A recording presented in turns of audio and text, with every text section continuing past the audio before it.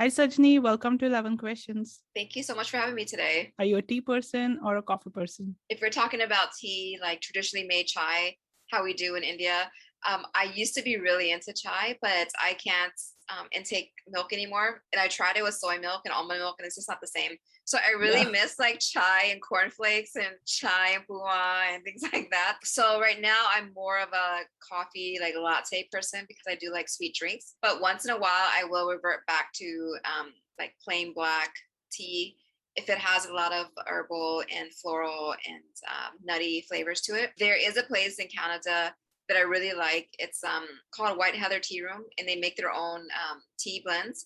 And my favorite is what they have every winter. They only have it during Christmas time, and it has like vanilla and almonds and yeah, all these little things in it. So I'm a little bit of both.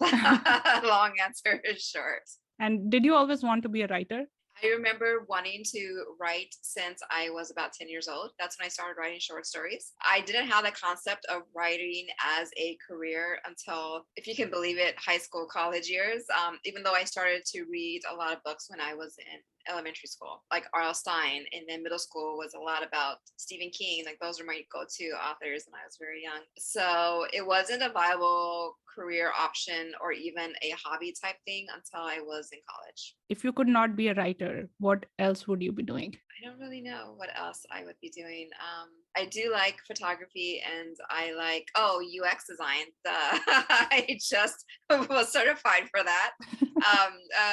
Back in 2019 at my old university. So UX design, which is kind of the bridge between creativity and technology when it comes to websites and apps. And I know that you have some experience in technology. So UX design is what I train for, what I'm certified in. So that's always my backup. And now, when you write, do you follow a routine? I don't. I'm very much a pantser. I kind of just write when I have the flow because I can tell, and I'm pretty sure that readers can tell if I wasn't really in the mood to write a scene or if it feels and sounds forced, dialogue or writing. So I really have to be in the creative mood to get my writing out. And I try to write. I try to get started early in the morning because I tend to wake up at 5:30 in the morning here. So when the sun rises and like the sun is just right in my face, so I can't sleep. So I wake up early and to get my day going and try to be at the computer by 7 or 8 o'clock in the morning. Try to get something done. What's something that you really find challenging about the writing process? I find it challenging to get the writing right. Like it's, I still have a long way to go with my progress. I'm learning my craft. And so trying to find better ways to write out scenes. And sometimes a lot of times I'm reading and rereading what I wrote and I realize like, oh, this doesn't sound right, but I can't pinpoint what's wrong with it, like the structure of the sentence or the flow of the chapter, things like that. So sometimes it's like the technical writing part of it that I know something's wrong, but I can't figure it out. So it always helps to have other eyes, like my agents and readers will look at it for me. But it's still up to me to figure out like how to write it. Like no one else is going to be able to write it. So I think that's like one of the hardest parts for me. Where do you find the inspiration for the stories that you write? I find a lot of inspiration from everyday life, like real life things. Trouble with Hating You and First Love Take Two. There is a lot of elements that I brought out from things that have happened to me, like aunties and gossip and familial expectations and things like that. So of course, a lot of it is fictional. Most of it is fictional, but there are a lot of things that really happen in life that I wish I could just talk more about or call out people about certain things or just expand and like, oh, this happened to me, but I wish I would have gone this way. Or wouldn't it be great if it was, a big romantic thing that happened? So in real life, definitely, I find inspiration. You are also from Indian culture. So I want to ask, what's your favorite thing about it? I love the color and the vibrancy of our culture. There's just so many aspects to it. I think that's one of the things that a lot of people see first when they experience Indian culture is, well, the food. The food is always great. And then the color. And it's like, oh, everything is such a party. Our festivities and weddings and things like that. So that's one of the things that I really, really enjoy. And is there something that you don't like so much? There's like little things. They don't bother me too much, but there's little things like in the community, there's a lot of gossiping and, there's this thing called elder respect where you can't really stand up for yourself a lot of times, at least in my generation.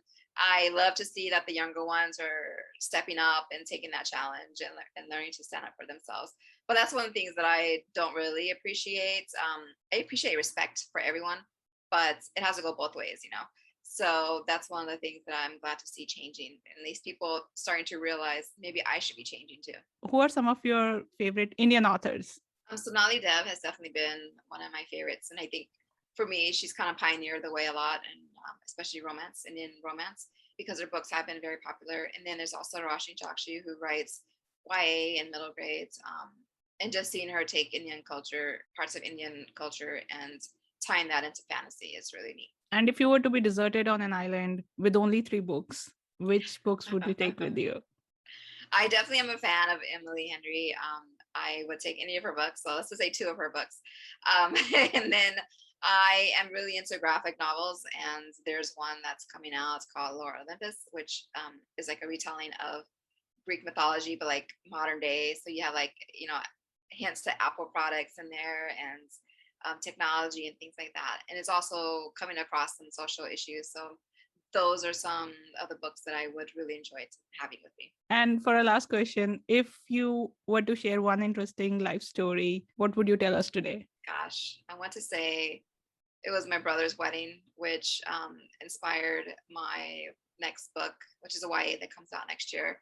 And I know like a lot of Indians have this big Indian wedding, but for us in our family, we're very like introverted, and things are very small and small scale. And so my brother's wedding was, you know, the whole 3 days and 5 events. And we went to India and Dubai to shop, and I still have shopping nightmares because I don't like to shop. And they're like dragging me around the world to get ready for this wedding. And it was so cinematic, and they had you know, like 4 pages of events and people coordinating like who's going to be on top of this event and who's performing next and all these things. And so that was like my life. That was my biggest experience, that I couldn't get it out of my head, and I enjoyed it so much that I wrote a book about it. So I'm hoping that readers can experience that with me, the joy that I had